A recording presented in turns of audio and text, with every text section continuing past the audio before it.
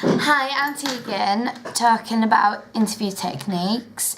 The main one that I'm going to be talking about is the interview to do with Sacha Baron Cohen's film, The Brothers Grimsby. And we've researched a lot of what people thought of Sacha Baron Cohen's films, such as, we looked on the reviews of some of his films that he's made, and people are going crazy, like, how can you do this? Don't you have any guilt for what you've made my town to look like? And we conveyed them in a way that we could then change them words of what the public has said into questions. So, for example, what I've just told you, people going, oh my God, can you do this? What the hell are you doing? Kind of thing. And we changed that as in, do you have any bad feelings for what you've done? Do you have any, conscience, really? But we had to word it in a really professional way. We also researched about why he has done the film that he has, and really the only answer we got back was because he can. And people give him the thrill, yeah, this is great. People were going mad for it. People were just absolutely loving him slaughtering other towns, but when it came down to their town, they hated it. So he's loving, and then loads of people have just come together yeah, your films are crazy good because they're slagging off other people. We also approached the interview as we were trying to teach the viewer on the subject of what we was documenting. Without having a really biased opinion here, but kind of teaching them that it is not acceptable to call other people's towns.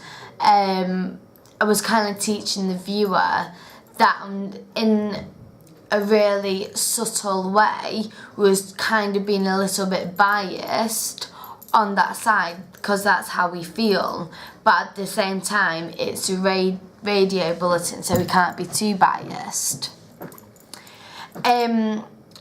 All of the interview questions were detailed and really allowed the person being interviewed to explore and go on to give full responses.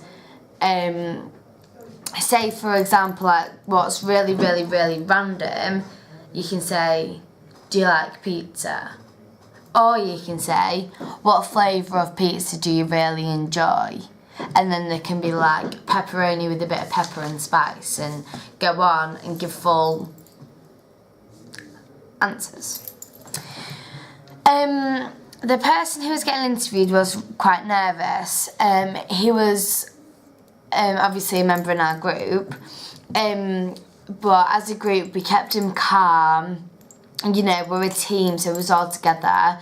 We tried to keep him really calm and at ease, so we let him have a drink in there, and just really spoke him through what we was going to say and what he was processing, and also we let him explore what kind of character he was being.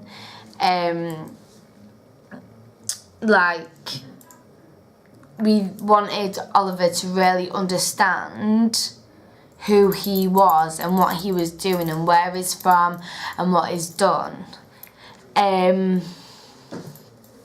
We actually maintained eye contact throughout the whole radio news bulletin. Even though it's not on camera, I think it's good to still have eye contact, as it makes you more professional and more forward to the person. All of us knew every single thing that we was doing. I've posted most photos on the blog. We actually found that the interviewer wasn't actually listening to what the interviewee, aka Oliver, was actually saying. he like immediately jumped into the next question before, like, literally the second that Oliver stopped talking.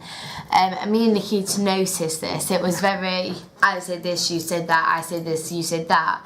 So what we did when we actually, because we had a lot of prepping, so when we actually recorded it, we took away the sheets. So you had little bulletin things, because we found that there was just talking off the sheet, and everything sounds better and more natural if it's not reading off something. I wanted Oliver to be more comfortable in the situation, and we found that with David's such detailed questions that he was able to answer more fully and go on a lot more. The actual reason why Oliver might have felt a bit uncomfortable was because we actually said no chairs, no phones, just because phones can ping off and you can easily get distracted, and also chairs you can be rocking, swiveling, and it's too tempting if you're nervous. Everyone's done it, and we was all swinging around as we was doing the prepping, so we just thought no swinging on chairs will be the best.